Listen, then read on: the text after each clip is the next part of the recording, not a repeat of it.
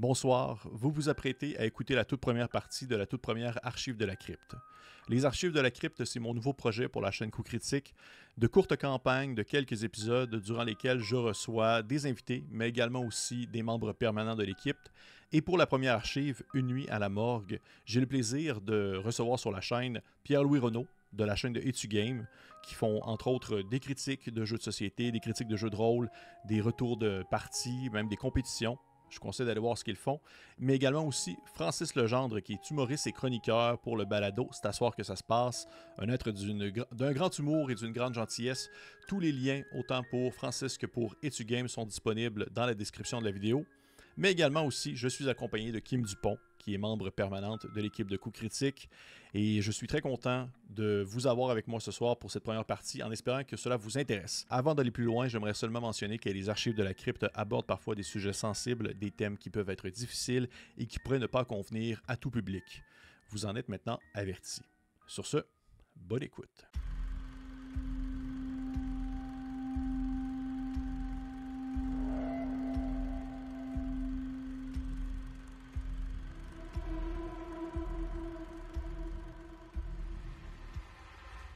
Hiver 1974.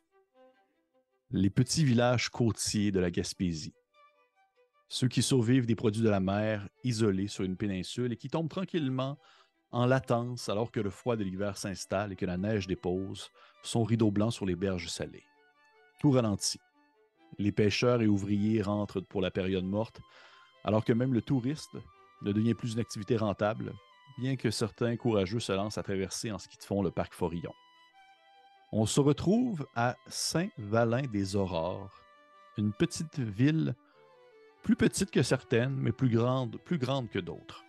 Définitivement un endroit qui possédait autrefois un certain prestige, mais qui présente aujourd'hui les allures d'un lieu un peu abandonné de ses pairs. On y voit une grande maison, à la forme et aux proportions particulières. Une pancarte en bois sculptée et peinturée orne l'entrée d'une cour qui commence déjà à disparaître sous les précipitations hivernales, et on peut y lire le Bon Repos, maison funéraire et morgue. Non loin derrière, un champ avec des pierres tombales, et encore plus en retrait, de l'autre côté d'une rangée d'arbres, le pignon d'une église. Et on est vraiment en hiver, le 4 janvier 1974. On peut apercevoir les gros flocons qui commencent déjà à tomber à une certaine vitesse et qui viennent justement tapir un hiver qui a été quand même précoce, mais qui maintenant se fait bien présent et se fait bien entendre même.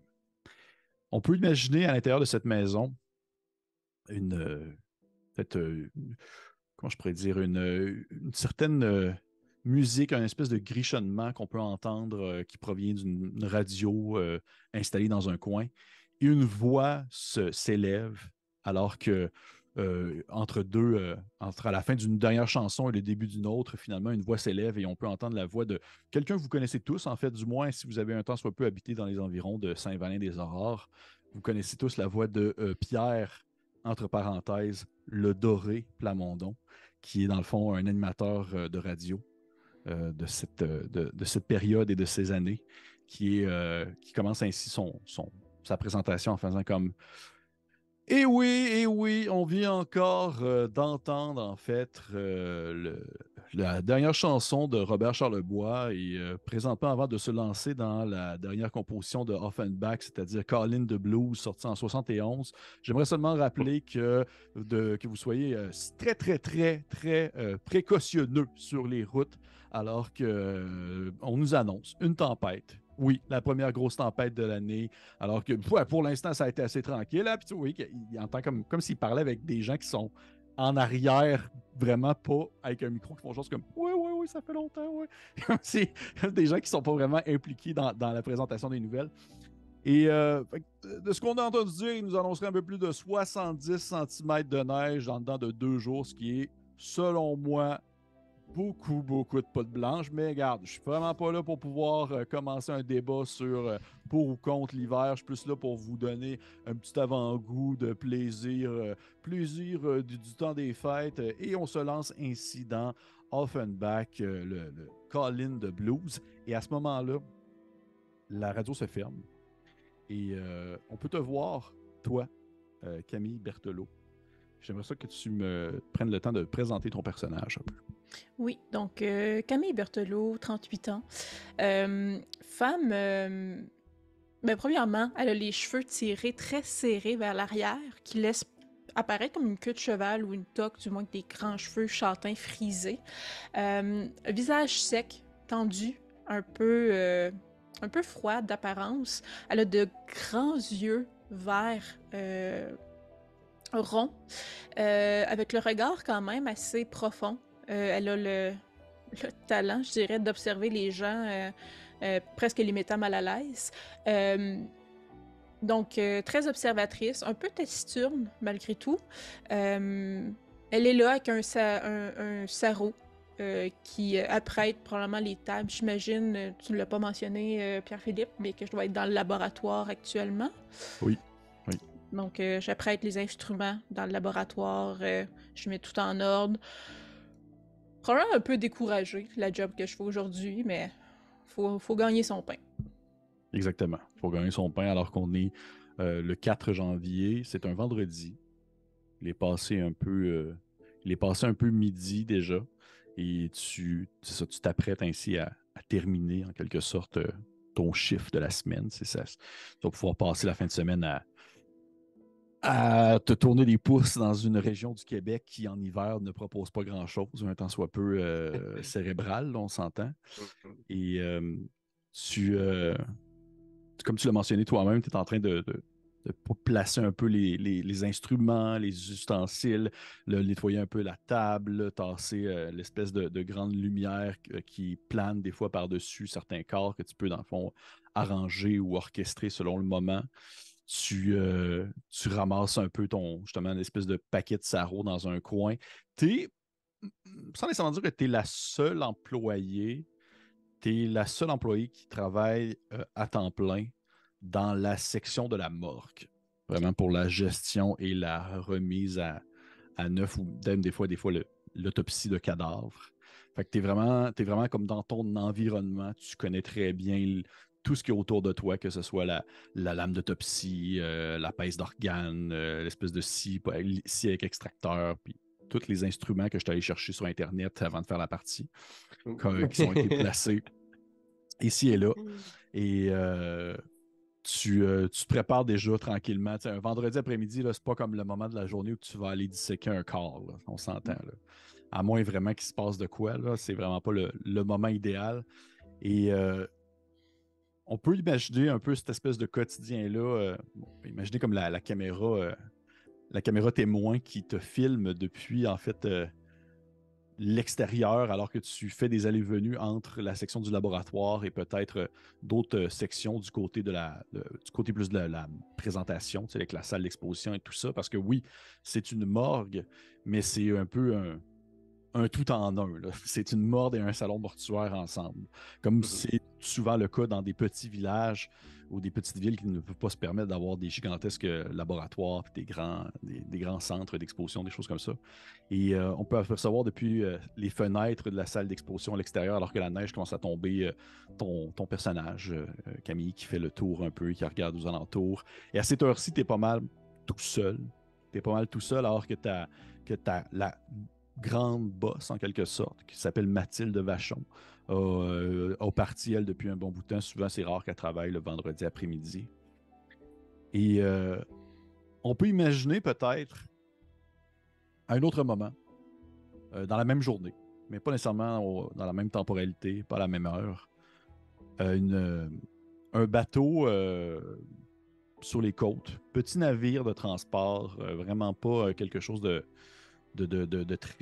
très massif, vraiment plus utilitaire, mais rapide, qui navigue un peu non loin justement des côtes du village à une autre période, alors que la neige se fait encore plus forte et que le bateau navigue entre les différentes plaques de glace qui commencent déjà à s'amonceler sur les rebords du rivage.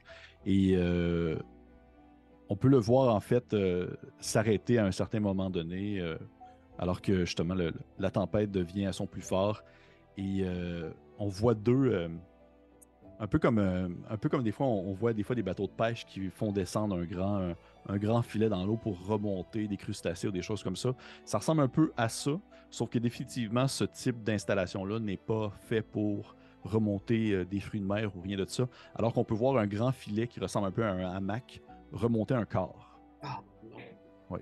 Remonter un corps. Ben là, c'est pas grave. Pas un mort déjà. Pas déjà Non, un j'espère que c'est corps. pas moi. Ça fait J'espère que c'est pas moi. Ça commence déjà, il est mort. Bon. Il fait merci Francis. Ah, Il lève un corps et on peut apercevoir quelques individus sur le bord du bateau, frappés par le vent, frappés par la neige, les gros flocons qui viennent se frapper sur eux, qui ont le visage un peu frigorifié. Certains d'entre eux portent des espèces de petits écussons qui est marqué dessus GRC, alors qu'un autre porte un espèce de petit écusson avec un symbole de. Ça ressemble plus à voyons, une feuille d'érable et qui représente avec une espèce de petit dessous, une espèce de demi-lune en dessous qui a l'air d'être de la corde un peu entremêlée, un peu comme un symbole de marin un peu. Et ça tombe bien parce que je vais te demander de te décrire ton personnage, Joseph Lavoie, alors que tu ouais. es présent sur ce navire à ce moment-là. Pour ça, j'étais triste parce que ça veut dire c'est moi qui va voir le corps. Ça me fait déjà peur. Fait que Joseph Lavoie, 27 ans, qui est un grand gaillard assez costaud, avec un large visage sur lequel est déposée une magnifique moustache en brosse noir, noir, noir. Je pense qu'à ce moment-là, Joseph, il a comme une espèce de grosse tuque épaisse orange, puis probablement un gros, justement, manteau brun avec l'effigie de la garde côtière sur son manteau.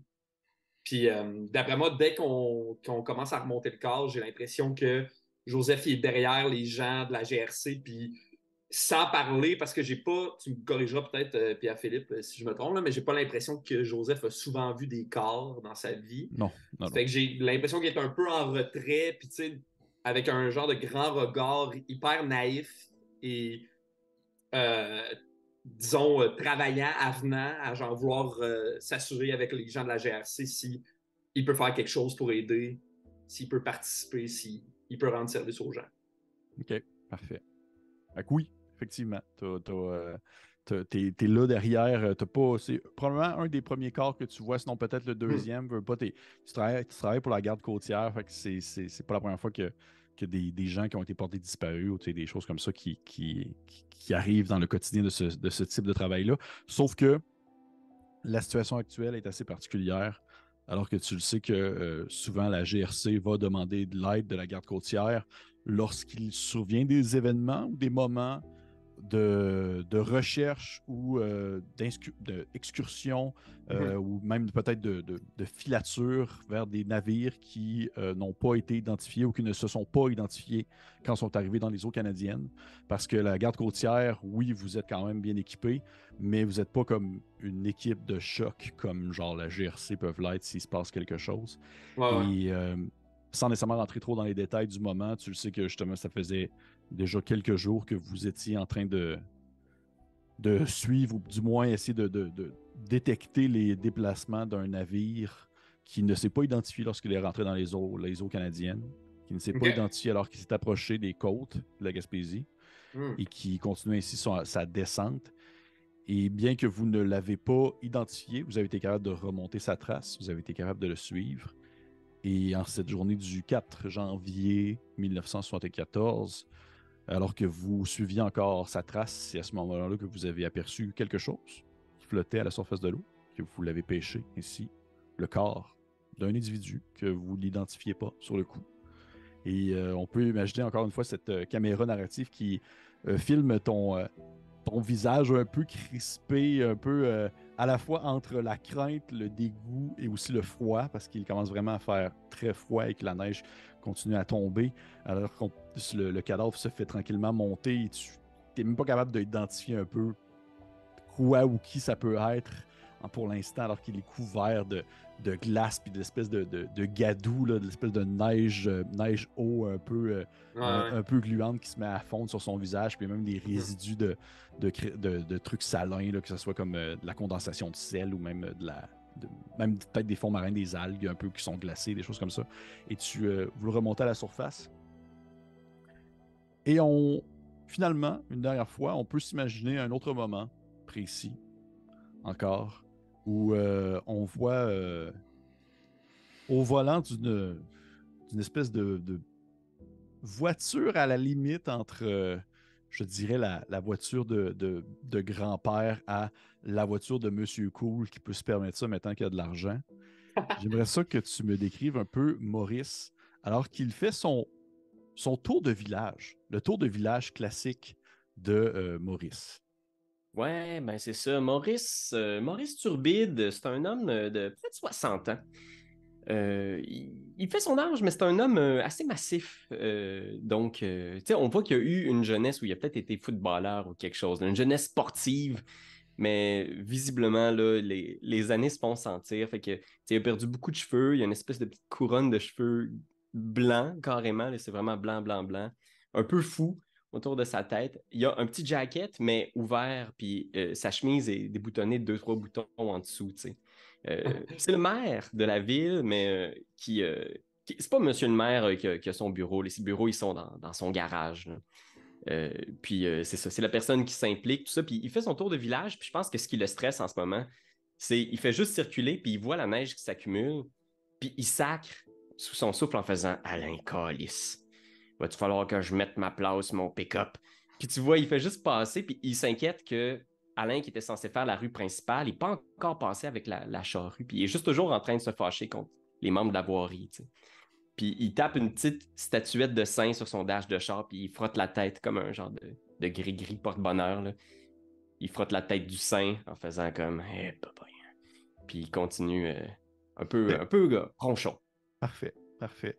Ainsi, Maurice, le maire du village, un peu rochon, à ses 60 ans, qui conduit son espèce de voiture, ou que j'imagine un peu une voiture plaquée bois sur le côté. Un vieux Chrysler, le bateau. Ouais. Vraiment très massif, là, qui doit représenter, qui définitivement est une représentation de ta psyché. C'est genre cette grosse voiture-là. Et tu le conduis alors que la tempête, justement, se fait de plus en plus prenante. Et soudainement, dans ce petit village quand même, tu sais, on s'entend, là, c'est plus que... Non, c'est quand même, c'est entre le village et la ville, plusieurs centaines, même un peu plus que 1000 habitants. Tu aperçois des camions qui font une espèce d'illumination, des espèces de lumière qui vont et viennent entre le jaune et le rouge qui tournent et qui tournent le coin. Sur le coup, tu penses peut-être justement que c'est une déneigeuse. Tu penses peut-être que c'est justement Alain qui finalement décide de se mettre en action. Mais tu vois que c'est en fait des camions de pompiers. Tu vois que c'est des camions de pompiers qui ne proviennent pas nécessairement de la ville parce que vous ne devez pas avoir votre propre caserne à vous, mais ça doit venir d'une ville voisine qui a reçu un appel. Et est-ce que tu as le réflexe, d'après toi, est-ce que tu penses que Maurice est du genre à comme faire là, si ça se passe dans ma ville, il faut que je sache qu'est-ce qui se passe là? Mais c'est sûr qu'il baisse sa fenêtre là, à manivelle, puis il fait juste sortir la tête dans le vent de l'hiver, tu sais, puis il est juste « Ah ben, tabourette, c'est quoi ça? » Puis là, genre, il fait juste s'en aller, puis il va suivre les trottes. C'est sûr qu'il va suivre, il veut savoir ce qui se passe, là. OK. Puis il est très nerveux aussi, là, tu sais, il y a quelque chose dans sa face où il est très préoccupé. Parfait. Parfait, merveilleux. Et ces trois moments-là, ces trois moments différents se déroulent à, justement, une temporalité différente. Vous n'êtes pas tous au même moment. C'est pas alors que les pompiers passent devant toi, c'est pas au même moment où le cadavre est sorti de l'eau. Et on revient ici à Camille, qui est encore en train de terminer ta journée. Et Camille, alors que tu es vraiment comme, tu sais, un peu plus, puis tu as l'espèce de moment classique où que tu jettes un dernier coup d'œil au laboratoire puis tu fermes les lumières, c'est ce genre de moment-là. Tu reçois un appel sur la ligne fixe, mais dans la ligne fixe du laboratoire. OK.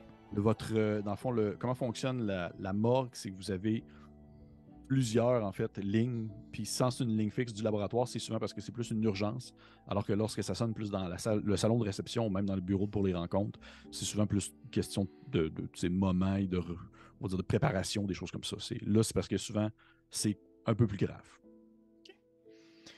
Je vais décrocher. Quand même assez prestement. C'est habituellement les urgences. Là. Ouais. Camille Berthelot, bonjour. Okay. T'entends une voix un peu qui griche un peu comme si la ligne elle était un peu mauvaise. Et il y a la voix d'une femme qui qui se fait entendre et qui dit oui, est-ce que je suis présentement, dans le fond, à la morgue, mais aussi également au salon mortuaire en fait, du Bon Repos? Oui, oui, exactement. Ah, parfait. Écoutez, nous avons reçu une demande particulière concernant un corps qui a été retrouvé dans les eaux sur le bord de vos côtes et vous êtes le salon mortuaire le plus proche. Est-ce qu'on peut vous le livrer, s'il vous plaît? Oui, à qui j'ai le plaisir de parler? En fait, puis tu vois, elle se présente. Ok, Tu comprends que c'est comme c'est une répartitrice, là, dans le fond. Elle fait ok, le dispatch pour, souvent c'est le 911 ou les urgences locales des bureaux de la police les plus proches. ok. Dans le fond, elle n'est même pas, tu sais, elle avançait pas plus au final. Ok. Je veux dire, au final, je ne fais que faire le raccord entre les demandes et les différents bureaux installés un peu partout autour de la région. Et vous êtes le bureau le plus proche. Je sais qu'on approche de la fin de semaine. La température est mauvaise, mais ça serait vraiment quand même apprécié. C'est une demande qui vient directement. C'est sûr qu'à ce moment-là, elle parle un peu moins fort, là. C'est comme si c'était quasiment secret ou comme si c'était un un peu plus cool. Elle fait une demande qui vient directement de la GRC, en fait. Oh, oh, mais oui, sans problème. Vous pouvez venir. Je serai ici pour ouvrir les portes. Parfait, merci, merci. Puis, votre nom? Dans le Camille, coup. Camille Berthelot. Camille Berthelot, parfait. Merci beaucoup, Camille. C'est très apprécié. Puis, immédiatement, elle raccroche. Et t'étais juste comme bon. C'est le bord de tout fermer. Il, quelques minutes passent, peut-être une demi-heure environ. Et tu aperçois depuis. En fait, juste pour le spécifier, c'est important à le dire quand même. Ça va peut-être influencer certains de vos choix plus tard. Tu vois, puis tu peux le voir aussi sur la carte que je vous ai donnée, il n'y a pas de fenêtre dans le laboratoire ni dans la chambre froide. Hmm. C'est voulu aussi, c'est C'est une normal. porte arrière qu'on voit dans le laboratoire? C'est une porte arrière. En fait, c'est la porte où est-ce que justement ils viennent porter Ok. les corps pour lorsqu'il y a justement des corps pour la morgue, alors que pour l'exposition, c'est plus en avant. Et la salle d'exposition et le salon de réception possèdent des fenêtres, mais le laboratoire et la chambre froide n'en ont pas, et c'est normal aussi. Fait que, au moment peut-être que tu es justement soit dans la salle d'exposition ou dans le salon de réception de la maison, tu aperçois par une des grandes fenêtres une voiture noire, assez 4x4 massive qui n'a pas de symbole ou d'accroche précise, qui doit laisser sous-entendre que ça fait partie d'une institution ou d'un regroupement spécifique, mais ça doit peut-être être secret. Tu comprends peut-être que c'est la GRC qui vient en fait faire le tour de la maison pour venir se porter plus vers l'arrière au niveau du laboratoire et immédiatement en sort quelques individus, deux, trois personnes, dont Monsieur Lavoie en personne, qui, Monsieur Lavoie, tout dans le fond, se suivit pour faire un peu remplir les bouts un peu plus manquants. Vous avez pêché le corps. Immédiatement, la marche à suivre, c'est justement de trouver un endroit pour le stocker, le temps que plus d'informations puissent être trouvées. Et tu vois qu'au moment où est-ce que vous êtes en fond arrivé à la berge, il y a eu le déplacement du corps dans une espèce de grand compartiment à l'intérieur d'une voiture pour pouvoir assurer on va dire son état. Et ça, pour toi, c'est full officiel. Là. T'as jamais comme vu ça à ce point-là. C'est comme vraiment. C'est, dans une autre époque, tu serais peut-être genre, hey, c'est next stop agent secret. Là. C'est genre, je suis sur le bord d'être James Bond, mon affaire. Là. Puis tu vois que les agents de la GRC avec qui tu travailles, entre autres, juste pour te les nommer, il y a M. Malcolm Moore et Mme Jessie Cameron. Wow! Wow! Ils ont les meilleurs noms. Ouais. Jessie Cameron. C'est deux agents de la GRC d'un certain âge. Ils sont plus vieux que toi, les deux. Et vous avez, dans le fond, transporté le corps jusqu'à la morgue la plus proche, qui est celle de Le Bon Repos. Et on peut voir ce moment où, justement, les lignes narratives se rejoignent entre le moment où toi, t'arrives et Camille, j'imagine que tu as comme une espèce de procédure que tu dois suivre lorsque tu as un corps qui arrive pour les faire rentrer par la porte arrière, je Oui, présume. clairement. En fait, là, je me mets les gants bleus pour pas toucher au cadavre. Là, j'apporte une civière pour faire le transfert pour leur laisser leur civière puis la mettre sur la nôtre. Puis j'imagine que je prépare le chemin pour pouvoir ramener le corps à la chambre froide rapidement, là, pour pas que ça laisse non plus dans le chemin non plus du laboratoire, là, s'il est pas. On n'est pas en train d'examiner le corps. Là. Oui, exactement. Parfait. Et tu vois les personnes en question, c'est du monde de la GRC. Tu en as peut-être déjà aperçu ou vu. C'est sûr que là, c'est un peu une situation particulière parce que souvent, justement, les corps que tu vas recevoir qui sont soit repêchés ou des choses comme ça, c'est souvent des personnes euh, qui étaient portés disparus. Tu sais, souvent des messieurs à la retraite ou des pêcheurs qui sont sortis alors que le temps était très mauvais, des choses comme ça.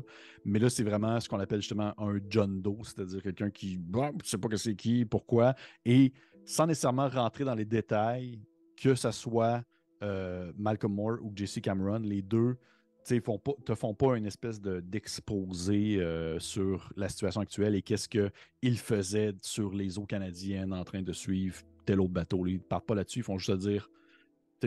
Malcolm Moore, qui est un homme de peut-être fin quarantaine, aussi assez en shape, les cheveux en brosse, bien bâti, avec un visage très sévère, mais quand même assez sympathique, qui fait juste expliquer que le corps a été repêché. Eux sont en mission, dans le fond, concernant justement des possibilités de bateaux, ce qu'on appelle des bateaux un peu. Il utilise le terme anglophone, il fait des. C'est comme des genres de rogue boat. C'est comme genre des bateaux qui ne sont tout simplement pas reconnus et qui n'ont pas d'identification. Et ils te laissent le corps là. Et pendant ce temps-là, toi, tout le temps de ce déchargement-là, cette installation-là et tout ça, je serais curieux de savoir un peu de ton côté, toi, Joseph, est-ce que tu as comme. Est-ce que tu es déjà à suivre les procédures, à essayer de voir qu'est-ce qu'ils font? Est-ce que c'est la première fois que tu es témoin de ce type d'opération-là? Ouais, je pense que. Ben là, je pense que j'essaie un peu de cacher mon plaisir. Parce que, tu sais, il est comme. Il a le goût de progresser puis de grandir dans la GRC puis la garde côtière. Fait que il a comme un peu l'impression de se faire confier les responsabilités qu'il a jamais eues, tu sais. OK. Fait que j'essaie un peu de comme, tempérer ma joie de transporter un corps. Mais je pense que je serais hyper dans l'écoute puis dans essayer d'aider. Là. Fait que, dès que je peux, j'ouvre des portes. Puis dès que j'ai rien à faire, j'ai un calepin puis je fais comme si je prenais des notes. Puis j'essaie d'être vraiment très disposé à pouvoir rendre service. OK, parfait. Et probablement que tu es comme ça depuis le tout début de cette opération-là. Là. Ouais, tout le temps là, super volontaire et tout ça. Et sans nécessairement dire qu'ils sont pas du genre à te prendre par la main ou à te récompenser de ton volontariat, mais tu vois qu'ils te prennent pas pour un enfant pour autant. Ils sont pas paternalistes avec toi. Ils te prennent au sérieux quand tu es dans l'opération de la mission et tout ça. Donc, ça se déroule quand même assez rondement. Nice. Et de ton côté, Camille, tu ramasses le corps, tu as apporté l'espèce de civière. Tu vois que vous êtes 2-3 à lever l'espèce de compartiment, le déposer sur la civière. C'est un espèce de grand bloc fait sur le long dans lequel le corps est mis. Puis c'est très temporaire avec une température interne quand même assez basse. Vous devez le transporter jusqu'à l'intérieur de la chambre mortuaire. Et déjà, là, vous voyez que vous avez quasiment de la difficulté à faire rouler les roues on va dire, l'espèce de grand. Comment t'as appelé ça tantôt? J'oublie La civière. La civière, merci. Ouais. Je sais pas pourquoi j'avais genre le grand carrosse. La grande civière, vous avez de la misère à faire transporter. Carrosse. Vous avez de la misère à faire transporter la civière tellement que la neige commence à se faire déjà très présente et très collante. C'est une espèce de grosse neige de bonhomme de neige. Là. Fait que vous devez comme un peu pousser, forcer pour que les roues tournent dans cette neige-là et vous rentrez le corps à l'intérieur alors que à chaque moment que vous ouvrez la porte, il y a une bordée qui rentre, puis il y a des espèces de gros flocons qui viennent s'étendre un peu partout puis mouiller la place. Et alors que vous faites ça, tu vois de ton côté, Joseph, tu prends les notes, tu regardes un peu autour et tout ça. Et tu vois cette dame-là, Camille, qui prend un peu le lead, en quelque sorte, lorsque ça vient à condition avec le corps et tout ça. Et tu prends les notes, tout ça, et tu vois en fait Jesse Cameron qui a comme un coup d'œil, qui jette un coup d'œil en direction de la voiture et qui se précipite vers la voiture alors que toi aussi, tu le vois un peu on va dire du coin de l'œil et tu l'entends, tu commences à l'entendre aussi un peu. Il y a une espèce de petit sonnement, un genre de bip-bip qui se fait entendre à quelques reprises et qui provient d'une des radios de secours que vous avez à l'intérieur du véhicule. OK. Et tu vois que, dans le fond, lorsque ça sonne, c'est comme une espèce de immédiatement, un call, exactement. Et souvent, ça a soit un lien, ça peut avoir un lien avec votre enquête ou quelque chose d'autre qui est plus connexe. Et au moment où ça se fait, tu vois qu'elle va répondre au call. Elle écoute 3 secondes, elle fait des hochements de tête, elle murmure des choses, elle dépose, elle se tourne vers Malcolm Et elle commence à lui parler en anglais, mais je vais le dire en français parce que genre, je ne vais pas vous faire subir ça. Là. Et c'est que elle dit que dans le fond, il y a un feu qui vient de starter, qui vient de débuter dans les environs du port. OK. Et qu'ils vont se rendre là sur place immédiatement parce qu'ils disent que ça a peut-être un lien avec justement avec le bateau que vous suivez. OK, nice. Puis tu vois qu'à ce moment-là, ils se tournent vers toi, Joseph. Puis ils disent à partir de là, ça va être probablement Malcolm qui va te dire ça, ils disent, à partir de là, pour vrai, si ça se passe sur la berge, on est accosté, reste ici avec le corps, on va venir chercher tout à l'heure, on va venir voir un peu qu'est-ce qui se passe. Nous autres, on va aller voir qu'est-ce qui se déroule au port, puis on va venir te chercher plus tard, puis on va t'appeler aussi. Ah, puis, tu vois qu'il y a de l'air, comme s'il était sur le bord d'oublier quelque chose, il fouille sur lui, il prend un walkie-talkie, puis il te le lance. Cool. J'attrape le walkie-talkie, puis ouais, pas de trouble, chef, genre, c'est bon. Fait, tu peux m'appeler Malcolm, là. Ouais, excuse-moi, chef, Malcolm. Chef Malcolm. Il fait... Puis on se tient au courant, puis tu vois qu'il fait juste un test, voir avec l'espèce de radio de secours. Il dit, si jamais tu vois que ça sonne grichou un peu, là, tu changeras 2-3 channels, là, tu passes sur le AB, puis après ça, tu peux tourner sur le DE. Puis si tu vois que ça marche pas, tu reviens sur le AB. Des fois, on change selon les situations. Là. ABDE, c'est noté, faut me faire confiance. Parfait. Puis il se tourne vers Camille, il fait, Camille, c'est bien ça? Oui, oui. Ça vous dérange pas qu'on vous laisse le gamin avec vous autres un peu, là? Oh non, pas de trouble. Mais là, je veux juste conserver le corps. Vous n'avez pas besoin que je l'examine quelque chose? Oui, oui. En fait, examination sommaire, là, juste Ok, la couverture. parfait. Vous n'avez pas besoin d'aller plus en profondeur que ça, là, juste pour nous faire un petit résumé. Puis si jamais vous remarquez des choses qu'on pourrait perdre avec le temps à mesure qu'ils se décongèlent, et tu prenez-la en note, mais on fait pas d'autopsie, là. On n'est pas encore rendu là, là. Ok, parfait. Parfait. Et merci, je sais qu'on est à la fin de la journée, ça va être vraiment apprécié. Votre propriétaire, tu sais, il sort un calepin comme s'il y avait déjà des infos un peu. C'était Mme Vachon, je pense. Elle habite au. Oui, exact. Okay. Mathilde Vachon, oui. Mathilde Vachon, parfait. Ben, écoutez, on va la contacter pour au moins lui faire savoir qu'est-ce qui se passe. Puis si jamais il y a quoi que ce soit, on va s'arranger. Puis inquiétez-vous pas, là, on est quand même bien regardant là-dessus. On a un budget s'il se passe de quoi. Bref. Et merci encore de la collaboration. Joseph, tu restes avec elle. Quoi que ce soit, tu nous calls sur le walkie-talkie. Pas de trouble. Parfait. OK, let's go, Jesse. Puis tu parle anglais. Puis ils partent là, ensemble en voiture, une espèce de grosse bagnole qui part alors que ils se perdent. En fait, vous les voyez disparaître assez rapidement dans justement cette tempête qui se fait de plus en plus prenante. Et l'horizon, justement, devient de plus en plus flou et de plus en plus blanc. J'imagine qu'à ce moment-là, les deux, vous rentrez à l'intérieur. Oui. Okay. Oui. Je vais mettre ta froc ici, là, sur les crochets. Pas de trouble, on va peut-être ici un bout, là. Ah, ok. Ouais, c'est bien smart. J'enlève ma froc, puis je la mets sur le crochet. Puis je pense, regarde, on a-tu fait rentrer bien de la neige dans le laboratoire? Là?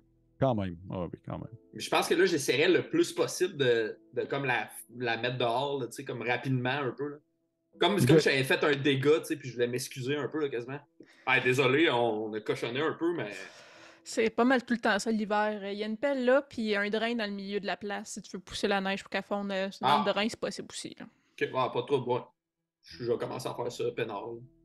Parfait. Fait que tu commences ainsi à nettoyer un peu la neige et tout ça, l'espèce de gadou justement qui s'est accumulé sur le bord. Et de ton côté, Maurice, d'un autre moment, alors que tu suivais justement les camions de pompiers, tu les as vus arriver au port. Okay. Tu les as vus arriver au port. Tu as vu des flammes qui étaient en train de consumer une espèce de bâtiment qui doit être une genre de remise située un peu vraiment aux abords d'un quai en bois qui lui aussi commence à être consumé par les flammes. Et tu vois très bien en fait qu'il y a littéralement un bateau qui doit être peut-être... c'est pas un... Imagine-toi pas un genre de cargo qui transporte des conteneurs en métal, ni non plus un tout petit bateau de pêche, là, une espèce d'entre-deux, un genre de navire qui pourrait transporter peut-être à la limite genre une voiture, tu sais, c'était bien stocké, là, mais c'est pas non plus un voilier, c'est quelque chose qui fonctionne vraiment à l'essence avec un gros moteur et qui tu ne sais pas dans quel contexte ou dans quelles circonstances c'est arrivé, mais littéralement, c'est encastré en bonne partie dans le port. Tu vois qu'il a comme genre rentré dans le bois du quai, a défoncé une partie du bâtiment qui a pris en feu. Et tu vois que les flammes commencent à se consumer puis à s'étendre un peu sur les alentours. Et déjà, au moment où tu arrives, tu as d'autres camions de pompiers qui sont déjà là, qui ont commencé à faire un périmètre de sécurité aux alentours. Bateau! Puis je pense que tu vois, genre, il frotte son visage, genre, jamais il a vu quelque chose comme ça à Saint-Valin. Fait qu'il, tu sais, il ouvre la portière, il a fermé son char, puis il se rapproche du cordon de sécurité, tu sais. Puis il regarde partout autour avec un air important, tu sais, puis il essaie de spotter quelqu'un. Okay.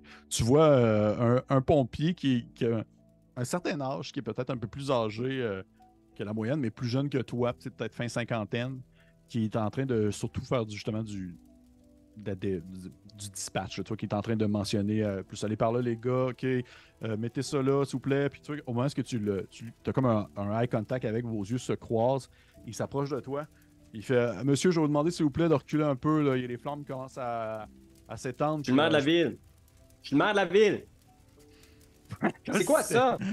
C'est quoi ça? Il pointe comme s'il faisait comme un chien qui a fait un dégât. Là. C'est quoi ça? Il fait. Le gars, il dit écoutez, monsieur, Georges Saint-Martin, je suis le chef pompier qui s'occupe de la place pour l'instant, pour l'opération. On sait pas ce qui s'est passé, monsieur. Il y a un bateau qui a été vu dans le quai. On a tenté de rentrer. En fait, on nous dit qu'ils ont tenté de rentrer en contact avec. Il n'y a pas eu de réponse. Il s'est écrasé littéralement, comme vous pouvez le voir, dans le quai. Il est rentré en partie dans l'espèce de remise. On pense qu'il y a des produits chimiques à l'intérieur de la remise. Fait que c'est pour ça que je vous demandais de reculer parce que ça pourrait exploser s'il y a quoi que ce soit. Et c'est un bateau qui venait d'où comme ça, là? C'est pas un bateau de la place? Quelqu'un de la place dedans? Monsieur, je vais vous demander de reculer. On le sait pas encore. Puis tu vois que les policiers, les pompiers, puis il y a des policiers qui commencent à arriver sur place, des choses comme ça. Et à ce moment-là, tu aperçois une grosse voiture, une espèce de gros 4x4 noir, assez officiel, qui doit être de la GRC. Sortir non loin de... En fait, probablement se parquer pas loin d'où est-ce que tu es parqué, parce qu'eux aussi, ils vont pas commencer à défoncer des pics, des lignes qui ont été installées par des pompiers. Là. Il va se parquer pas loin de ta voiture. 2 personnes sortent. Tu as l'air d'être des officiels. Ils ont une espèce de jacket noire, un peu bombée. Quand même bien habillés. Les deux ont une espèce de petit badge de la GRC sur leur épaule. Puis ils commencent à s'approcher du pompier, puis ils commencent à échanger avec lui. Puis le pompier a comme le réflexe de faire comme... il fait « Oh, tu sais, la GRC, tout ça. » Puis c'est comme s'il te présentait, comme si tu le connaissais. Il fait c'est le maire de la place, tu sais. T'as les agents de la GRC qui se tournent vers toi, ils font Monsieur... Maurice, je vais t'appeler Maurice. Maurice Turbide, maire de Saint-Valin depuis 20 ans déjà. Là. Puis tu vois, il fixe le vide un peu, il check le bateau pendant un moment, comme s'il était un peu absent, puis il se tourne vers les 2 membres de la GRC en faisant... Est-ce que vous en savez plus sur ce qui est arrivé? Que la femme te répond en faisant comme... Jesse Cameron, ça c'est mon partenaire, Malcolm Moore. Écoutez, monsieur Turbide, on n'en sait pas vraiment plus. On sait que là, on sait comment ça fonctionne dans les... Tu vois qu'elle essaie de faire attention aux mots qu'elle va utiliser pour pas être péjorative sur le terme petit village, des choses comme ça. Elle dit, on le sait comment ça fonctionne dans les villages du coin. Je vais justement vous demander, s'il vous plaît, de reculer un peu le temps qu'on fasse notre opération. On ne sait pas trop qu'est-ce qui se passe encore, monsieur Turbide. Pour vrai, je vais vous dire sincèrement, on le sait pas. Par contre, on peut tenter de vous garder au courant, vous garder contact. Est-ce qu'il y a une manière de vous rejoindre? Avez-vous un téléphone à la maison? Est-ce que vous avez quelqu'un qui pourrait prendre vos messages au cas où? Oui, vous pouvez m'appeler à ma maison, vous pouvez m'appeler au garage. Vous avez juste à appeler au garage Choquette. C'est moi qui ai ça, mes bureaux sont là. Je vais sans doute être en ville toute la soirée. Puis tu vois, il fixe encore le bateau avec une grande nervosité, puis il se tripote les pantalons, puis il est comme vraiment, genre, il sait pas où se mettre dans cette situation-là. Puis il se tourne vers elle en faisant, écoutez, madame l'agent, faut savoir ici que moi, là, en tant que maire de la ville, c'est un peu comme si j'étais... le père, OK? Vous savez, s'il y a quelqu'un de la place qui est dans cette maison-là qui brûle en ce moment, j'ai le droit de le savoir. Vous savez, moi, les gens s'attendent à ça, à ce que je prenne soin d'eux autres ici, là, puis s'il y a quelqu'un en ce moment qui est resté là-dedans ou qui a été blessé, il faut que je le sache tout de suite. Les gens, ils comptent sur moi pour que je les tienne informés de ce qui se passe, OK? Fait que si on a perdu un petit de la place, s'il vous plaît, rejoignez-moi le plus vite possible, OK? Ok, elle dit, Monsieur Cameron, vous êtes conscient présentement que la température est assez extrême, puis que ça se pourrait que dans certains cas, on ait de la difficulté à vous rejoindre si on se rend compte que ça devient un peu trop dangereux. Et si vous voulez, puis tu vois qu'elle fait juste te pointer, c'est une espèce de rue descendante qui est menée jusqu'au port, et non loin, en haut de la rue en question, il y a, tu le connais parce que tu es déjà allé, là, parce que c'est, tu sais, je veux dire, t'es rendu à un certain âge, là, t'es rendu à l'âge où est-ce que tu as plus d'enterrement que de fêtes d'amis, là. Oh. Et ben, c'est vrai, tu sais. Oui. Oh. Puis il dit, si vous voulez, juste en haut de la colline, vous pouvez le connaître, là, c'est le Bon Repos. On a un de nos agents qui est posté là, un petit jeune de la garde côtière avec qui on fait affaire. Si vous avez des questions, lui va pouvoir vous répondre. Nous autres, on va rester ici pour qu'on continue l'opération. On est en collaboration avec les pompiers. On a le numéro en haut. S'il se passe quoi que ce soit, on vous appelle. Est-ce que ça vous va, monsieur Turbide? Il fait comme un double look. Quelquefois, il regarde le salon mortuaire, il regarde l'incendie, le bateau. Le salon mortuaire, le bateau. Puis il hoche la tête en faisant « Oui, on va faire ça. De toute façon, je serais pas capable de dormir chez nous à soir tant que j'aurai pas les réponses. Là. Tenez-moi au courant. Si vous trouvez qui que ce soit dans le bâtiment, puis le bateau comme tel, là, ça, c'est... savez-vous quel genre de bateau? C'est pas un bateau de pêche, là. Vous pouvez me confirmer ça, là? Tu vois qu'ils ont comme un genre de soupir commun, là. Genre, il va-tu décalisser, vieux bonhomme. Puis ils font... tu sais que c'est l'homme qui te répond, Malcolm, qui dit... non, monsieur, je peux vous confirmer, c'est pas un bateau de pêche. C'est pas un bateau de pêche, assurément. Ça doit être un bateau de transport, en fait. Bateau de transport, ça c'est vraiment bizarre, hein? Ben, Oui, c'est un bateau, ça sert à transporter des choses, monsieur. Ouais, c'est juste, on connaît bien le... Puis tu vois, il se dirige vers sa voiture, tu sais, puis il regarde un peu à terre, puis il fait « Merci, vous allez me tenir au courant, hein? » Puis ben, oui, on a le numéro du... Camille, qu'elle s'appelle, Camille Berthelot, on pense, là. Oui, c'est ça. Alors, on a son numéro à la morgue. On l'appelle sur quoi que ce soit. Restez Ouais, là en parfait. attendant. Ouais. Ça avait l'air d'être une bonne personne. On a notre agent aussi qui est là, qui peut vous répondre si jamais il y a des questions. Il sait qu'est-ce qu'il peut dire, il sait qu'est-ce qu'il peut pas dire.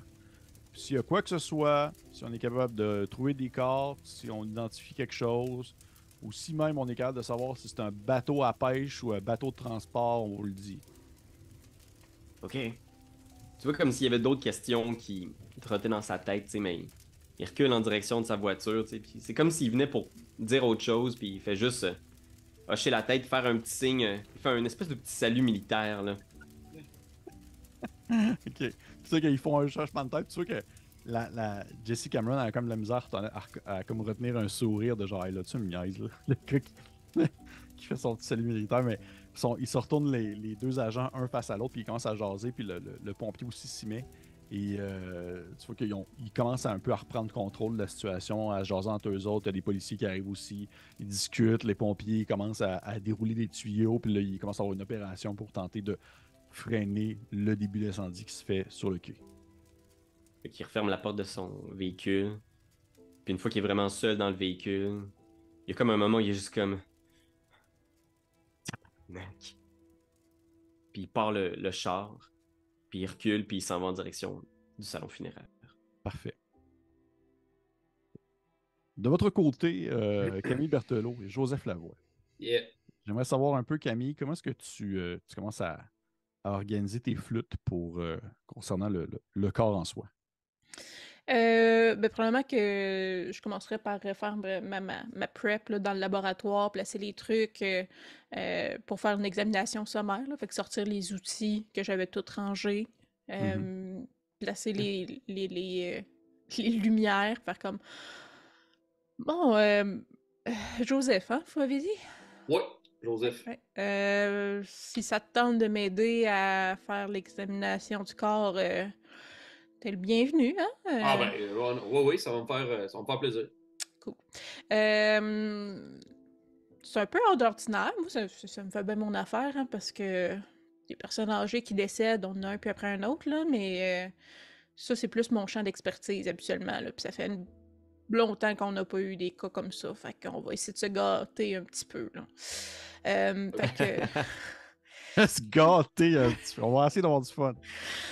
Fait que c'est pas super compliqué, là. Tu peux m'aider à. On va glisser rouler la civière jusqu'ici, puis je vais te pointer des affaires à regarder avec moi, là. Parfait.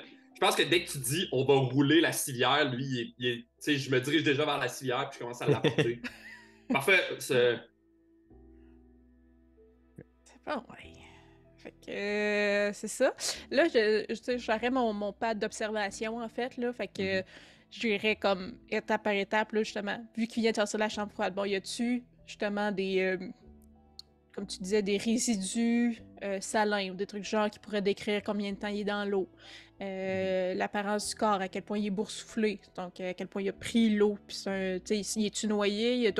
Est-ce qu'il y a d'autres signes de blessures qui seraient arrivés avant la mort, comme des bleus, des ecchymoses, ce genre de trucs-là? Y aurait-tu des blessures qui seraient arrivées après la mort? Fait qu'il n'y aurait pas d'ecchymose dans ce temps-là. Fait que c'est ça, là, je prendrais tout ça en note. Parfait. Voir si je vois des affaires suspectes aussi. Là. Parfait. Au moment où vous, en fait, vous sortez le corps de l'espèce d'entreposage dans lequel il était, l'espèce de sac dans lequel il se trouvait, puis tu l'as déposé sur la civière, les premières choses que vous pouvez voir, les deux, c'est que c'est un... Tu vois immédiatement, veut pas, là, Joseph, t'as quand même une meilleure vue sur le corps en soi, puisqu'il est plus entremêlé dans un espèce de grand filet, puis il n'est plus non plus enroulé dans un sac. Là. Vous voyez que c'est un homme. C'est un homme d'un âge très quelconque. C'est comme difficile à dire, entre la mi-trentaine, début quarantaine, espèce de moment où tu ne sais pas trop si justement tu as 34 ans ou si tu as 41. Là. OK. Et, il est vêtu de vêtements assez en loc déjà, parce que là, il y a eu l'effet de congélation et de décongélation qui s'est fait. Et déjà, à la base, ce n'était pas des vêtements qui étaient faits pour supporter des températures hivernales. Ça ressemble à une espèce de t-shirt, chemise, veste un peu déchirée qui devait être blanche. OK. Porte des pantalons également. Une espèce de pantalon, pas vraiment jeans, mais plus ça doit faire un espèce de plastique un peu plus étiré, là, un peu comme des culottes de soirée presque. OK. Nu-pied. Il n'a pas de souliers. Un homme, les cheveux courts, blonds. Mais là, présentement, ses cheveux sont vraiment comme tout étampé sur son front et sur sa tête. Et les premières choses que tu remarques, Camille, on va dire d'un point de vue plus médical, d'un point de vue plus précision, moi, qu'est-ce qui ressort moins au premier coup d'œil? Il y a les visages très creux. Vraiment, le visage creux, comme creusé, comme quelqu'un qui aurait fait un jeûne, quelque chose comme ça. Il y a les yeux étrangement humides, contrairement à ce qu'un corps devrait l'être. Tu mettrais peut-être ça sur le fait qu'il a été dans l'eau, mais définitivement, il y a l'intérieur des pupilles qui est vraiment extrêmement humidifié. Et tu remarques en fait des cicatrices au niveau de la mâchoire, comme s'il y avait la mâchoire qui avait été reconstruite.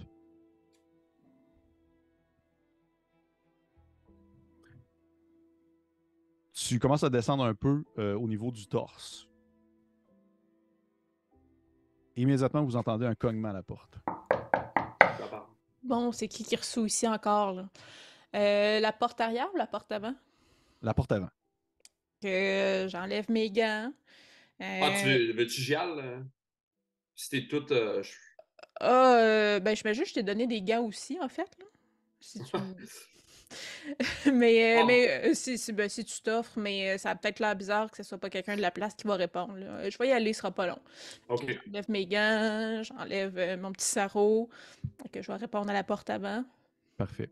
Juste pour le mentionner, sur la carte que je vous ai donnée des lieux, les espèces de formes, polygonales rouges et noires, c'est pour représenter en fait des grosses portes. Des grosses portes épaisses qui permettent justement une certaine salubrité entre la section du laboratoire et la salle d'exposition, salon de réception, chambre froide, etc. Fait que c'est des grosses portes quand même assez lourdes. Tu arrives en avant de la salle d'exposition, Camille, tu traverses la salle, tu vois qu'il y a comme un début d'installation pour probablement une vieille madame qui est décédée. Là. Tu sais, dans ces villages-là, ça doit arriver aux semaines, il y a une exposition d'une vieille personne décédée. Et là, il y a déjà des chaises placées en ligne, une à côté de l'autre, et un espèce de passage entre les chaises. Et au fond, complètement, t'as une grosse photo d'une madame avec les cheveux frisés, vraiment frisés, madame, 60 ans, frisée, avec des grosses boucles d'oreilles. Puis elle la regarde comme devant elle en souriant, comme Ah, comme c'était heureuse d'être morte. Et t'arrives à la porte d'en avant. Tu vois déjà dans l'entrebâillement, derrière la vitre, un grand corps assez costaud que tu reconnais tout de suite comme étant Maurice Turbide, le maire du village. J'ouvre la porte. Monsieur le maire, bonjour, qu'est-ce que je peux vous aider? Mademoiselle Berthelot, content de vous voir. Tu sais, il y a un grand sourire, tu sais, complètement différent de ce qu'on a vu dans le véhicule, là, avec... Puis il se tourne vers toi en faisant « Madame Vachon est pas là? » Non, voulez-vous que je l'appelle? Non, dérangez-la pas, là. De toute façon, elle doit être chez elle. Puis il regarde un peu autour, tu sais. Puis il rentre, puis il fait comme s'il était chez eux un peu, là, comme il fait souvent. Là. Il fait juste rentrer, puis il s'en va vers la photo de la vieille dame, tu sais. Faisant « Ah, Madame Roberge. » Puis il fait le nom de la tête comme ça, là, puis il fait des bruits genre... Oh. On va vous voir cette semaine ou... Ben, certain, je venais faire ma tournée. Il me semble que c'est jeune, hein. 68 ans pour une dame de son... Puis tu vois, il fait juste comme faire du small talk en regardant autour, tu sais, en faisant... c'est bien arrangé. Hein. Ah oui, puis je vais passer sans doute la soirée ici. Les gens de la GRC m'ont dit de rester pour... donnerait des nouvelles, là. Il y a quelque chose qui se passe en ville, un gros incendie. OK. Ben, j'imagine qu'ils vous ont dit que j'avais une observation à faire. J'étais en train justement là, de regarder un corps. Là. Je veux pas vous mettre mal à l'aise, là, mais il faudrait que je retourne Puis qui travailler. ça? C'est-tu Madame Roberge? Non, Je la non, connais bien, c'est un John Doe. Quelqu'un qui a repêché dans les eaux, puis ils savent pas c'est qui encore. Quelqu'un qui a repêché dans les eaux, quand ça? Aujourd'hui. On a repêché ça aujourd'hui? Ça a-tu... Puis tu vois, il regarde un peu autour en faisant... Ah, écoutez, je veux vraiment pas vous empêcher de travailler, mais tu vois, il te suit en faisant comme... je vais rester là pas mal toute la soirée avec... Puis tu vois, il est juste comme... procédez, je vous dérangerai pas, je veux juste rester un peu dans le coin au cas où ils appellent. Il paraît qu'il y a un agent ici aussi, Ben, il y a un gars de la garde côtière. Ah, le garde côtier. Oui, je vais venir Oh, glisser venez dans le quelques mots. laboratoire avec moi. Là. Je vais vous amener un banc pour que vous puissiez quand même vous asseoir. Là. Ah oui, merci bien, parce que... ouf, on a marché pas mal aujourd'hui, hein? Ouais, toujours avec le station wagon aussi en ville. Oui. J'aurais dû prendre le pick-up à soir, mais... je pensais pas qu'Alain passerait pas pour nettoyer la rue principale, mais qu'est-ce que tu veux, hein? Tu sais, je suis comme super poli, genre, mes parents ont voté pour lui, tu sais, moi être fine, puis je continue mes affaires, je m'en retourne, je remets mes gants, je t'installe un petit banc, un banc haut, en fait, là, je dis, monsieur le maire, Joseph? Oh, monsieur le le maire. maire? Enchanté. Joseph, je suis garde côtière. Un petit gars de Saint-Valin? Non, moi, je suis du Nouveau-Brunswick, mais moi, j'ai pas grandi là longtemps, je me suis promené pas mal, là, mais c'est beau chez vous, les rues sont mal déneigées, mais le reste c'est beau, là. Tu vois, il fait comme un petit peu rire, puis il est comme... un petit gars du Nouveau-Brunswick, ok, super, ben content. Puis il regarde le corps presque un peu... c'est genre comme anecdotique, là, il regarde un peu autour. Fait que ça, c'est le corps que vous avez trouvé, monsieur Joseph? Oui, exactement. C'est c'est un homme blanc dans mi-trentaine, il a les cheveux blonds. Puis il essaie un peu de faire de donner le plus d'infos qu'il a, comme pour montrer que il gère lui ici là. Ouais, il y a des pantalons, on l'a trouvé pas de souliers, ça fait une couple d'heures qu'on l'a repêché. Pas de souliers? Ça devait pas être chaud, hein? Non, non, il était gelé pas mal. Ok. Mais c'est pas un petit gars de la place, ça, parce que je le reconnaîtrais. Je connais pas mal tout le monde de Saint-Valin. OK. Puis il va comme noter un truc dans son calepin. Vous l'avez trouvé ce soir et... Puis, vous savez, il y a un gros incendie, là, au port. Un bateau qui est rentré carrément dans un quai, hein, dans un hangar. Des flammes et tout ça. Pensez-vous que ça pourrait être relié? Pensez-vous que ça pourrait être quelqu'un qui était sur ce bateau-là? C'est possible, il n'y a rien d'impossible. Nous, on suivait un bateau, justement, on avait perdu sa trace, puis on le suivait. C'est peut-être même ce bateau-là qui est rentré dans le port. C'était-tu un bateau de pêche? Ça avait l'air de quoi? Pas un bateau de pêche, non. Ah, OK, c'est peut-être ça. C'est peut-être ça, ouais. Mais là, le corps qu'on est en train d'examiner, de ce que je comprends, plus je parle à Pépé. Oui, j'ai compris. Oui, c'est ça. Je comprends que ça fait plus que, tu sais, il est pas mort depuis 2 heures, là. Non. C'est ça. C'est comme. Ah, OK, il est mort depuis longtemps. Là. Ben, ça faisait peut-être un bout de temps qu'il était dans l'eau aussi. C'est Ok. ça. S'il vient de votre bateau, il devait être dans le bain avec de la glace, parce que c'est pas récent, cette mort-là, là. Ah ouais. Ok. Je le regarde un peu, ouais. Est-ce que tu sais, je veux dire, je pense pas que M. Turbide a vu tant de morts que ça, à part les vieilles dames qui décèdent de la région. Mais y a-tu une apparence étrange juste à première vue ou... Mais regarde, on va faire le premier jet de la soirée après Ouais. 1 heure de partie. Eh Ça, c'est boy. mon classique, moi qui ne fais pas lancer de jet. Je vais te demander de me faire un jet de contrôle, s'il te plaît. Ok. C'est un succès. Parfait. Redis-moi ta question pour être sûr que je vais plus bien te répondre, par exemple, juste pour être sûr. Tu vois qu'au début, il fait comme un peu anecdotique, mais il pose ses yeux un peu sur le corps.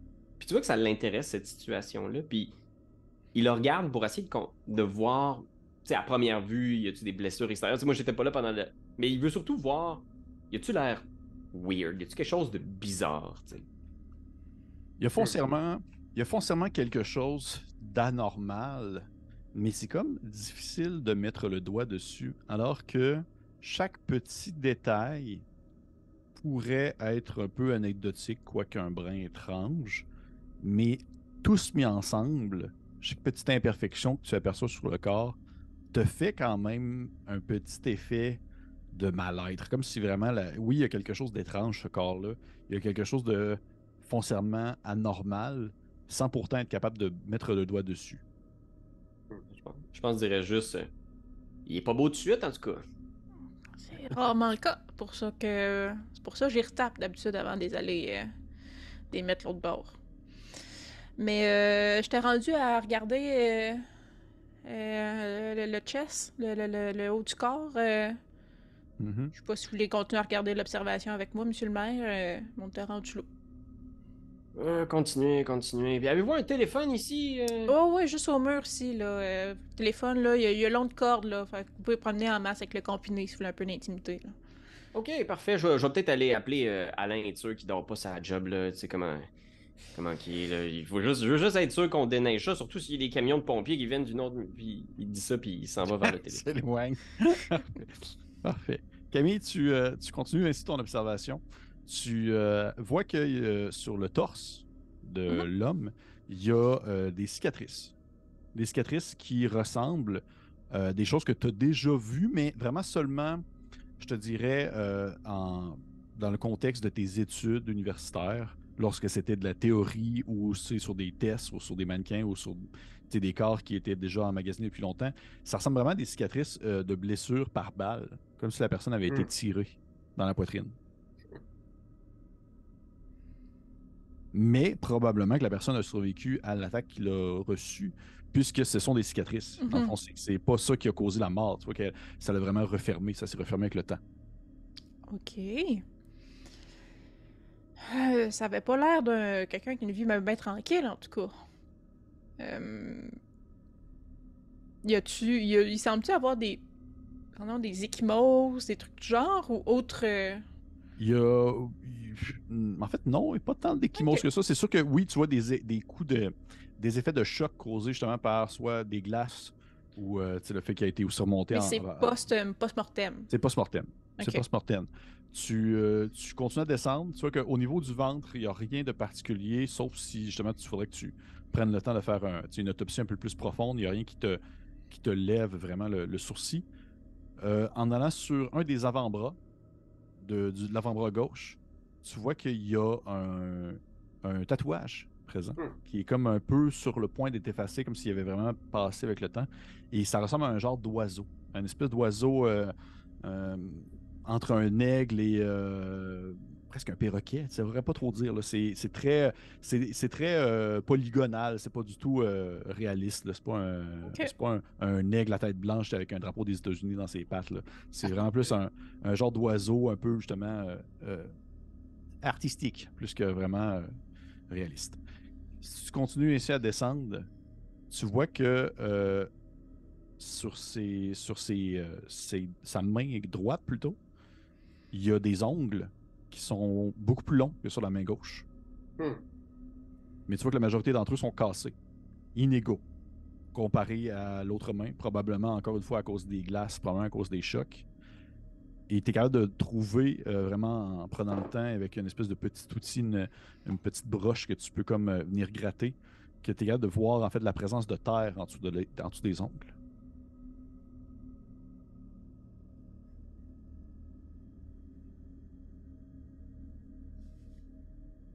Ok.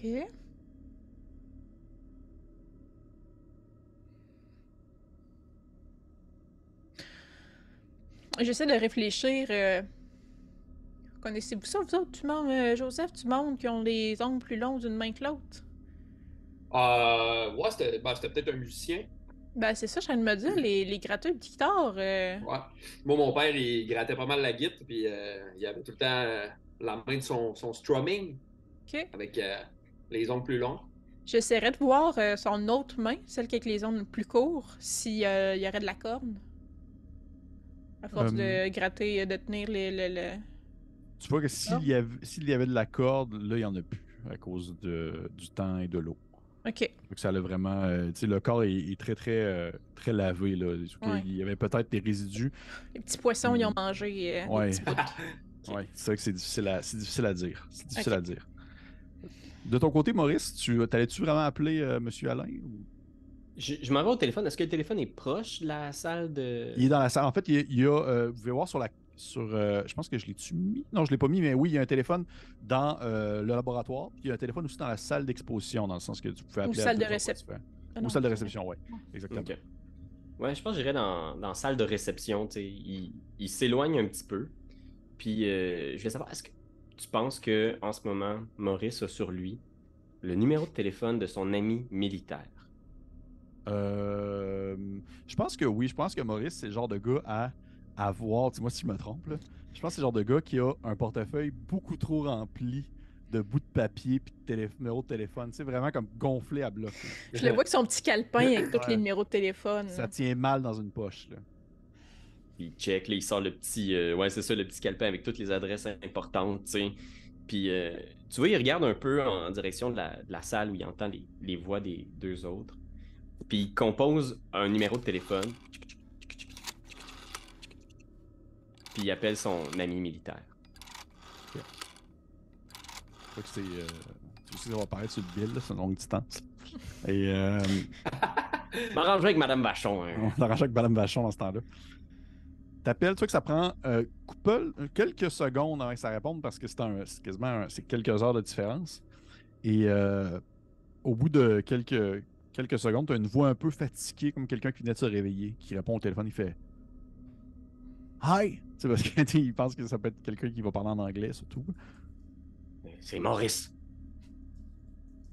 Hey Maurice, voyons, il est quelle heure chez vous? Pourquoi tu m'appelles à cette heure-là? Tu le sais bien que je suis en train de dormir, là. Écoute, là, je veux juste savoir, là.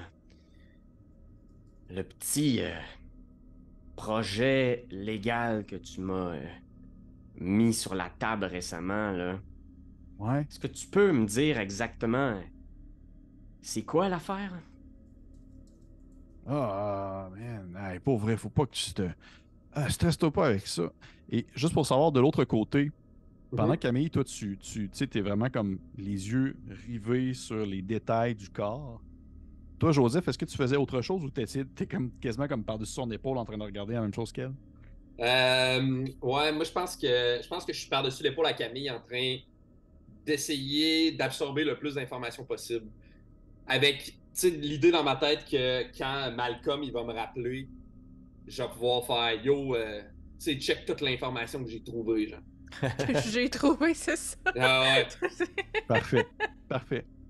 Tu vois que tu t'es penché par-dessus l'épaule de Camille, puis elle est en train de décrire ça. T'entends vraiment comme une voix étouffée Maurice qui a l'air de parler dans une autre pièce, un peu plus loin à l'autre téléphone. Ouais. Et t'entends un drôle de bruit. Un espèce de Non. bruit qui ressemble à un... Non! T'entends un drôle de bruit qui ressemble à une espèce de craquement, mais c'est très, très... c'est très subtil, là. C'est presque un peu comme... j'essaie de comparer ça à presque un biscuit soda que t'écrases dans ta main, là. C'est genre... OK, j'entends ça.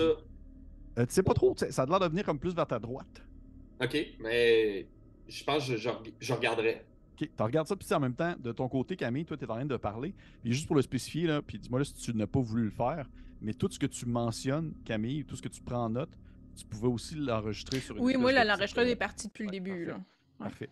Fait que, tu sais, tu parles, puis tu parles par-dessus, puis tu enregistres ce que tu dis, tout ça pendant que tu prends tes notes. Tu entends le petit bruit de ton côté, Joseph. Tu tournes la tête vers la droite. Et ça dure comme le temps de 1, 2, 3 battements de cœur. OK. Où est-ce que tu as vraiment l'impression que les yeux du corps te regardent. Oh my god. OK. Et on va arrêter la game là-dessus pour ça. Oh non, non, non. Oh, Oh my god. Parfait. Hey, merci aux personnes qui nous écoutent. C'était l'épisode numéro 1 des Archives de la Crypte. Première archive, c'est-à-dire c'était Une nuit à la morgue. Une nuit à la morgue. Et on se retrouve la semaine prochaine ou dans quelques semaines, je ne sais plus trop, pour l'épisode 2. Merci à tout le monde et on se dit à la prochaine. Au revoir. Bye. Bye.